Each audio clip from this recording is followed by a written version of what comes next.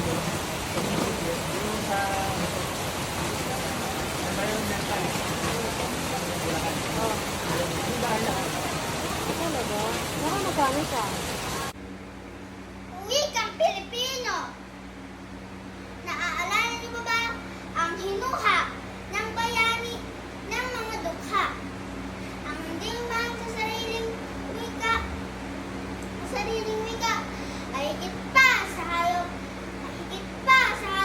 at malansang isda. Ating mahalin ang sariling wika. Ito ay sandigan ng ating bansa. Ipagbunyi natin at iwag kahiya. Nagtatalado ng dangal at ligaya. Muli natin tandaan, ang dala nitong saya. Hindi ito maalis sa puso ng bawat isa.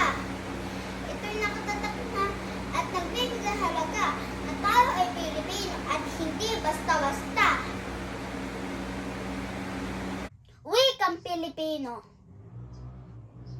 Naalala niyo pa ba ang hinuha ng bayani ng mga dukha?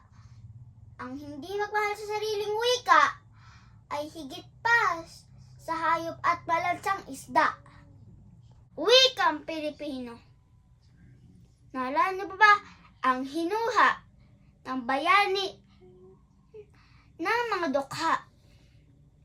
Ang hindi magmahal sa sariling wika, ang higit pa sa hayop at malansang isda.